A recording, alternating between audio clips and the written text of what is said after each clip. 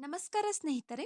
ನಾವು ಈ ದಿನ ಮಲೆನಾಡಿನ ಹಸಿರಸಿರಿಯ ನಡುವೆ ನೆಲೆಸಿರುವ ಒಂದು ಪ್ರಮುಖ ಸಂರಕ್ಷಿತ ಪ್ರದೇಶವಾದ ಶೆಟ್ಟಿಹಳ್ಳಿ ವನ್ಯಜೀವಿ ಅಭಯಾರಣ್ಯದ ಬಗ್ಗೆ ತಿಳಿದುಕೊಳ್ಳೋಣ. ಈ ಅಭಯಾರಣ್ಯ ಎಲ್ಲಿದೆ? ನಮ್ಮ ಕರ್ನಾಟಕ ರಾಜ್ಯದ ಶಿವಮೊಗ್ಗ ಜಿಲ್ಲೆಯಲ್ಲಿ ಈ ಅಭಯಾರಣ್ಯ ಇದೆ.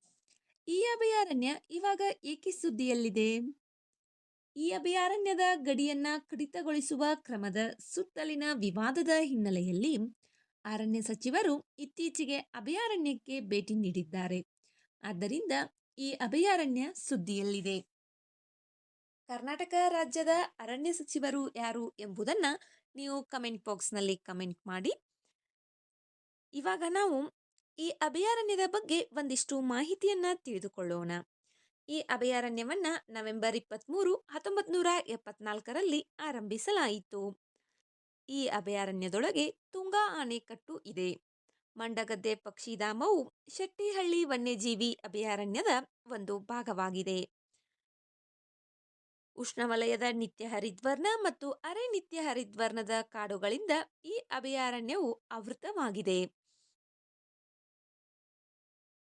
ಸಿಲ್ವರ್ ಓಕ್, ತೇಗ, ಭಾರತೀಯ ಮುಳ್ಳಿನ ಬಿದಿರು, ಕಲ್ಕತ್ತಾ ಬಿದಿರು, ಆಸನ್, ಗ್ರಾಂಡಿಸ್, ಸ್ವೀಟ್, ಆಮ್ಲ ಇತ್ಯಾದಿ ಸಸ್ಯ ಪ್ರಭೇದಗಳು ಈ ಅಭಯಾರಣ್ಯದಲ್ಲಿ ಕಂಡುಬರುತ್ತವೆ.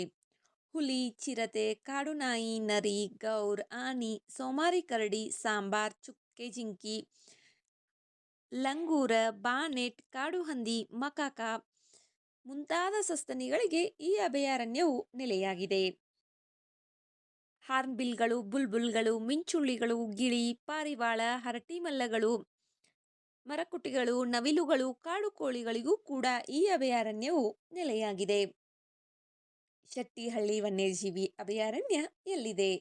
ಇದು ನಮ್ಮ ಕರ್ನಾಟಕ ರಾಜ್ಯದ ಶಿವಮೊಗ್ಗ ಜಿಲ್ಲೆಯಲ್ಲಿದೆ. ಈ ಅಭಯಾರಣ್ಯದೊಳಗೆ ಇರುವಂತಹ ಆಣೆಕಟ್ಟು ಯಾವುದು? ತುಂಗಾ ಆಣೆಕಟ್ಟು ಈ ಅಭಯಾರಣ್ಯದೊಳಗಿದೆ. ವಿಡಿಯೋ ಇಷ್ಟವಾದರೆ ವಿಡಿಯೋಗೆ ಒಂದು ಲೈಕ್ ಮಾಡಿ. ಮತ್ತಷ್ಟು ಮಾಹಿತಿಗಾಗಿ ನಮ್ಮ ಚಾನಲ್ನಲ್ಲಿರುವ ವಿಡಿಯೋಗಳನ್ನು ವೀಕ್ಷಿಸಿ. ಮುಂಬರುವ ವಿಡಿಯೋಗಳು ಮತ್ತು ಮಾಹಿತಿಗಾಗಿ ನಮ್ಮ ಚಾನಲನ್ನು ಸಬ್ಸ್ಕ್ರೈಬ್ ಮಾಡಿಕೊಳ್ಳಿ. ನಿಮ್ಮ ಸ್ನೇಹಿತರೊಂದಿಗೆ ಹಂಚಿಕೊಳ್ಳಿ. ಧನ್ಯವಾದಗಳು.